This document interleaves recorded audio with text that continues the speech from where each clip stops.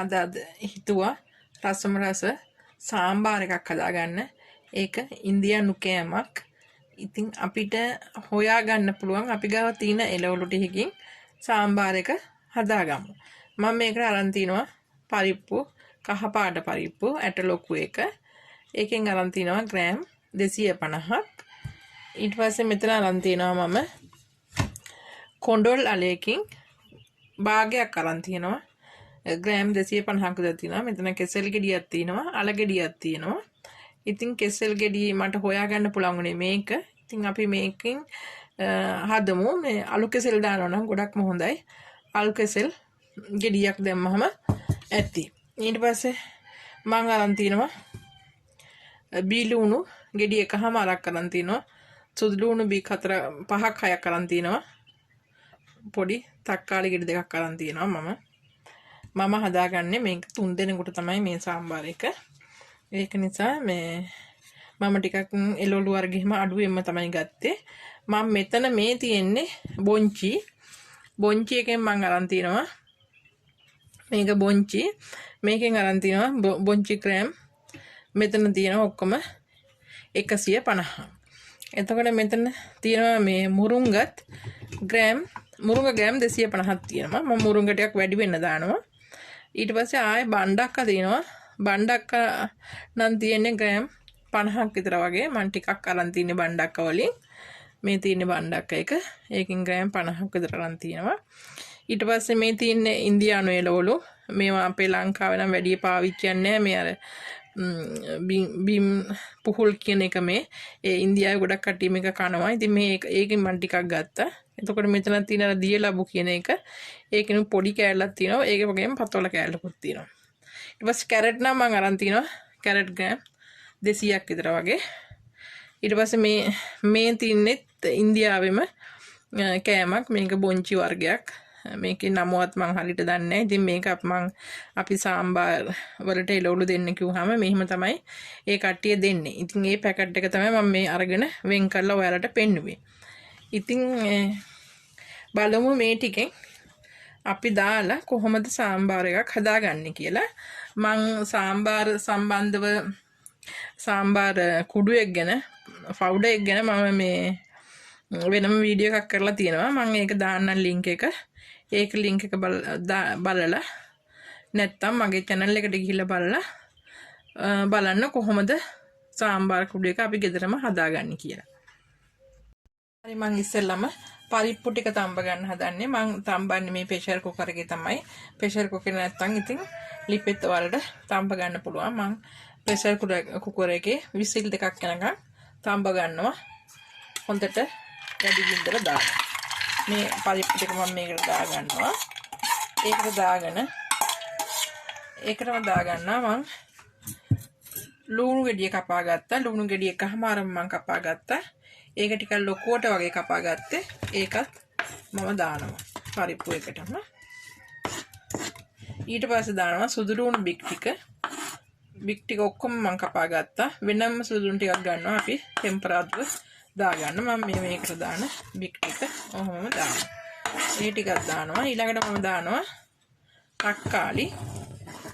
තක්කාලිත් මම ගෙඩි දෙකම කපා ගත්තා. මේ ටිකක් දානවා. ඊට පස්සේ අපි ගන්න ඕනේ මේකට කහ කුඩු ටිකක් දාන්න ඕන. කහ කුඩු මම දානවා තේ හැන්දක් විතර දානවා කහ කුඩු. ඊට පස්සේ මම ඒකටම දාගන්නවා වතුර කෝප්ප දෙකක් විතර වගේ දාගන්නවා. මොකද හොඳට තැම්බෙන්න තිබ්බම ඇති. ඊට පස්සේ අපිට වතුර මදි නම් බලලා අපි කොයි වෙලෙත් දාගන්න ඕනේ. හොඳට උතුරපු උණු වතුර තමයි මේක තැම්බුණාට පස්සේ දාන්න ඕනේ. ඒක නිසා මේ වෙලේ වතුර වැඩියෙන් වගේ වුණා. පොඩි ගතිය වැඩියෙන් ඕන නිසා වතුර ටිකක් වැඩිපුරම දාගමු. ඊට පස්සේ මම මේකේ ලිඩ් එක වහනවා. මේක වහලා ඉවරලා මම මේකේ හදා ගන්නවා. හොඳට තම්බ ගන්නවා විසිල් දෙකක් යනකම්.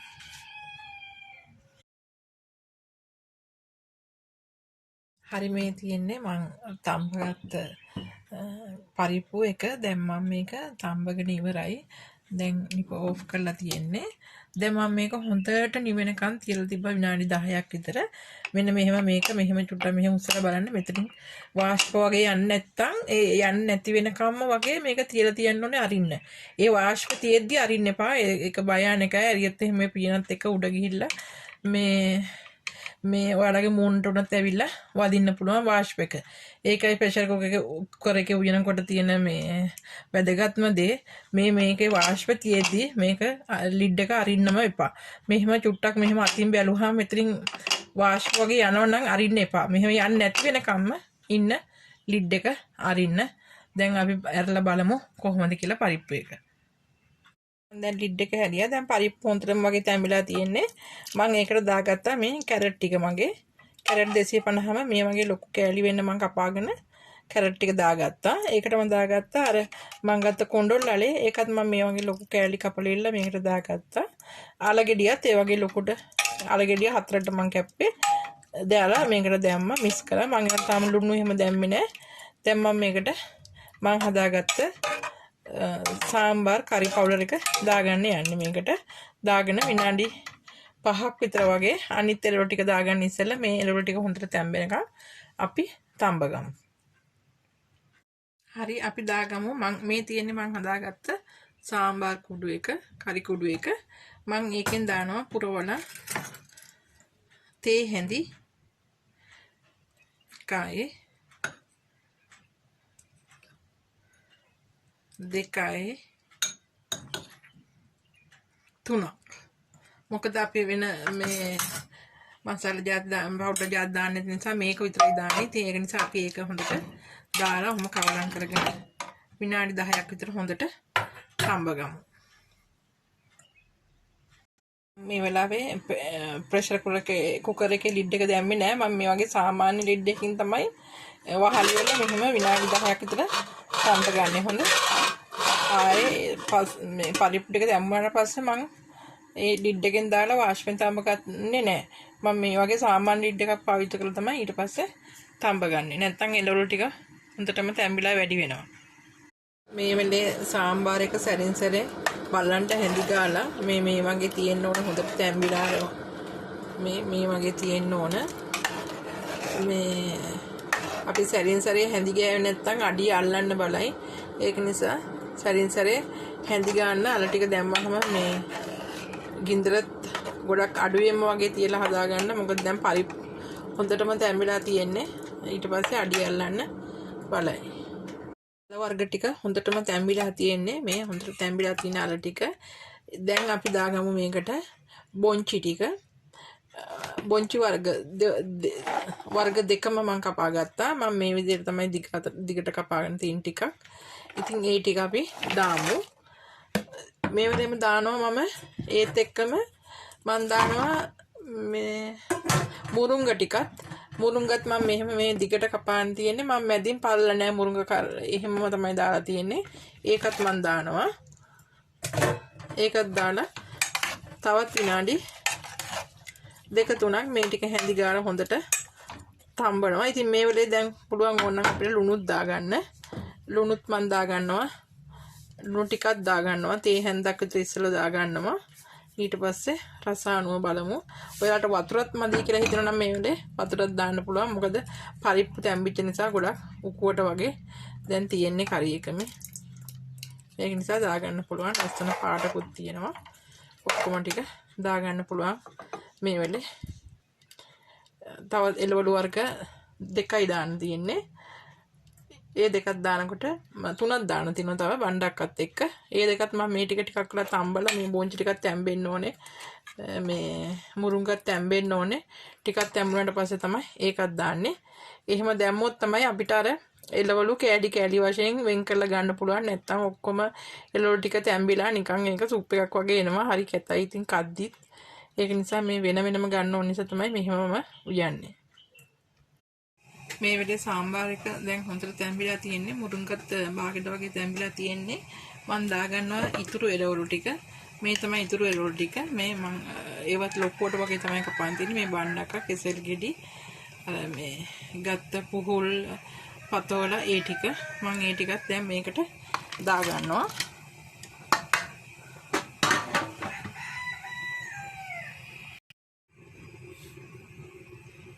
මේ විදිහට සාම්බාර එක දැන් හොඳටම එළවලු ඔක්කොම වගේ තැඹිලා තියෙන්නේ. අපි ඇරලා බලමු. එළවලු ඔක්කොම වගේ තැඹිලා තියෙන්නේ. දැන් මම මේකට දා ගන්නවා. මම දා ගන්නවා මේකට සියඹල ටිකක්. මට ඒ ඇඹුල් ගතිය ටිකක් ඕන කියලා හිතෙනවා. ඒක නිසා මම සියඹල ටිකක් දා ගන්නවා. ඔයාලත් ඉතින් මේ වෙලාවේ සියඹල වතුර ටික මම කියවනේ සියඹල මේ අපි කරි පවුඩර් එකට දාන්න නැත්නම් සියඹල දාන්න පුළුවන් කියලා. මේ වගේ වතුර එකක් වගේ හදාගෙන සියඹල ටික මම මේ හදාගත්තේ. ඉතින් ඔයාලට මේ විදිහට මේ ඔක්කොම එළවලු තැඹුණාට පස්සේ අන්තිමටම එකතු කරලා තව විනාඩි 2ක් විතර හොඳට තඹ ගන්න පුළුවන්. ඉතින් ඕෆ් කරා දැන් සාම්බාර එක දැන් නම් හොඳටම හරි ගිහලා තින්නේ. මම දැන් මේකට තෙම්පරා දුවක් දාගන්න සාස් පාන් ටිකේ තියාගත්තා. අපි ඒකට තෙල් ටිකක් දාගමු. මේකට මේ විදිහේ පොල් තෙල් තියනවා නම් හරිම හොඳයි. පොල් තෙල් වලින් රහමුතු රසක් එනවා. මට පොල් තෙල් නැති නිසා මම එළවලු තෙල් ටිකක් දාගත්තේ. මම ඒකට දානවා අබ ටිකක්. ඊට පස්සේ ඒකටම දානවා මිරිස් කලල් දෙක තුනක්.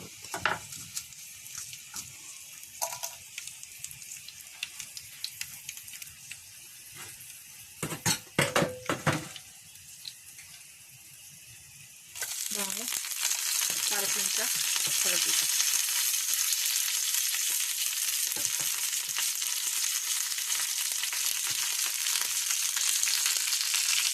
ටික රංගන පාට වෙනකම් මෙහෙම බැදුනා හොඳට හොඳ ලස්සන කොළ පාටක් තියෙනවා. ඊට පස්සේ මම දා ගන්නවා රතු ලුණු ටික මම හොඳට මීනියට කපා ගත්තා. ඒ ටික දා ගන්නවා. මේ ටික හොඳට මැල වෙනකම් තෙලෙන් බදින්න ඕන.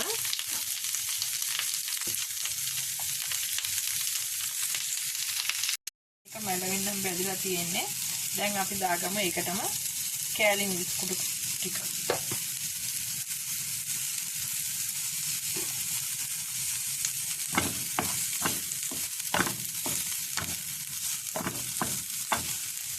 මේක තව ටිකක් මැලෙනවා මෙහෙම අපි. ඔයාලා කැමති නම්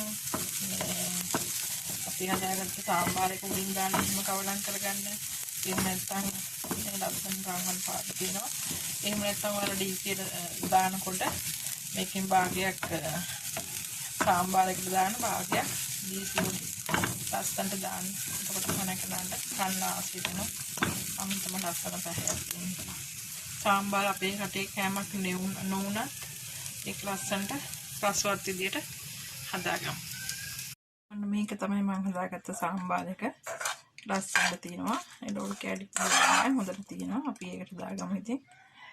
තෙම්බරාදු කරගත්ත ටිකක් උඩින් ලස්සනට දාගමු.